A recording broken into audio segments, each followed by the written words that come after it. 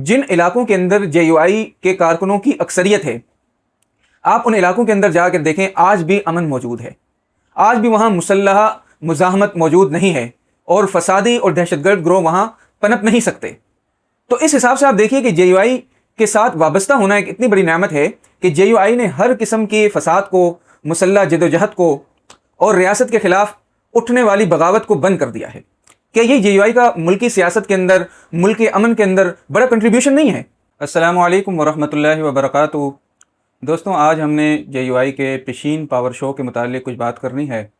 आपके इल्म में है कि 4 जून को बलूचिस्तान के शहर पिशीन के अंदर JUI ने एक बहुत बड़ा पावर शो किया, और हैरत की बात है कि ये बड़ा ही बेमिसाल और अज़ीमुश्शान जलसा था।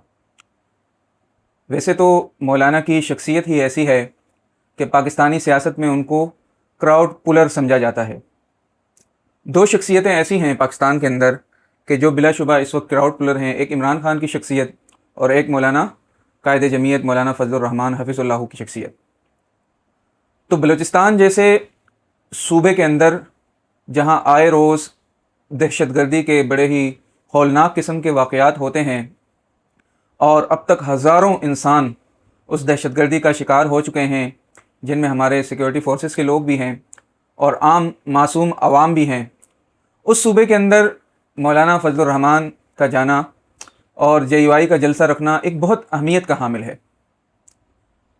और ऐसा सूबा कि जो मुकम्मल तौर पर अनारकी का शिकार है, वहाँ हमें कोई क़यादत नज़र नहीं आती कि जो कायद बलूचिस्तान में उठे और तमाम लोग उसके पीछे हों। ऐसी सूरत में मौलाना का बलूचिस्तान जाना और हज़ारों लोगों का, अब यहाँ पर हुकूमत ने जो 2 हथकंडे अपनाए हैं वो इंतहाई अफसोसनाक हैं। एक तो ये कि इतना बड़ा जलसा था, इतना अज़ीमुश्शान जलसा था, हज़ारों लोग उसमें शरीक थे, लेकिन नेशनल मीडिया के अंदर इसको खातिर ख्वाह कवरेज ना मिल सकी। ये इंतहाई अफसोसनाक बात है, क्योंकि आजकल हमारा मीडिया टिकटॉकरों, फहाशी फैलाने वाले यूट्यूबरों और मुख्तलिफ़ किस्म के जो है रज़ील किस्म के लोगों की कवरेज को उसने अपना ईमान बना लिया है, और वो समझते हैं कि रीच इसी से मिलती है। जो सहाफ़त का असल काम है ख़बर देना, अब वो बहुत काम पीछे चला गया है। एक तो ये वजह भी है। दूसरी वजह ये है कि हुकूमत की तरफ से भी सेंसरशिप का शुबा लाजमी आता है कि हम देखते हैं कि मौलाना की तकारीर पर, मौलाना के बयानात पर एक अनकही सेंसरशिप मेन स्ट्रीम मीडिया में मौजूद है। यहाँ तक कि अगर मौलाना कौमी असम्बली के अंदर तकरीर करते हैं तो वहाँ भी उनकी तकरीर को सेंसर कर दिया जाता है। तो इससे बड़ी बदकिस्मती हमारी क्या है, अफसोस की बात क्या है कि एक मुल्क का जय्यद तरीन लीडर, जिसको लाखों करोड़ों लोग पसंद करते हैं और वो आवाम की तर्जुमानी करता है, आप उसे सेंसर करना शुरू कर दें। तो ये बहुत अफसोसनाक सूरत हाल है। तो पिशीन जलसे में भी यही हुआ कि उस जलसे की कवरेज मेन स्ट्रीम मीडिया में हमें नज़र नहीं आती। दूसरा काम ये हुआ हमारे सामने कि जो मकामी हुकूमत है बलूचिस्तान की, उसने भी उस जलसे के अंदर रोड़े अटकाने की कोशिश की है।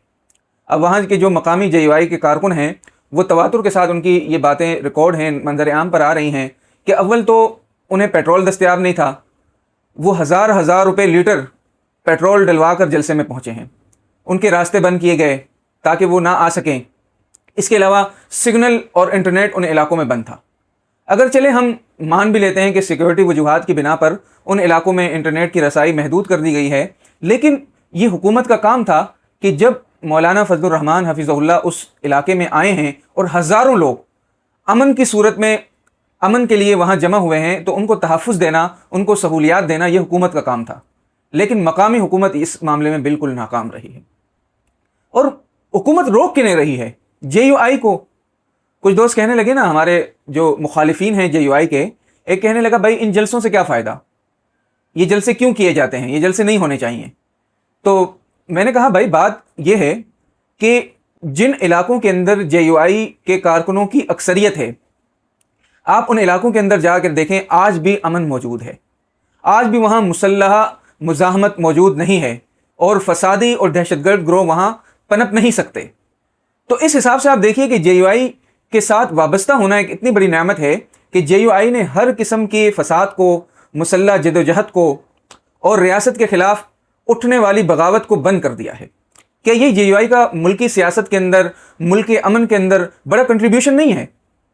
آج جب مختلف لیڈر جذبات میں آ کر ملک کے خلاف چلے جاتے ہیں، ملک کے خلاف باتیں کرتے ہیں اور جو ہے غیر ملکی طاقتوں کو خوش کرتے ہیں، ایسے موقع پر مولانا فضل الرحمان ایک مینار نور بن کر کھڑے ہوئے ہیں اور وہ لوگوں کو امن کا درس دے رہے ہیں، لوگوں کو مفاہمت کا درس دے رہے ہیں، مکالمے کا درس دے رہے ہیں، جمہوریت کے متعلق جمہوری روایات کا ذکر کرتے ہیں، لوگوں کو جو ہے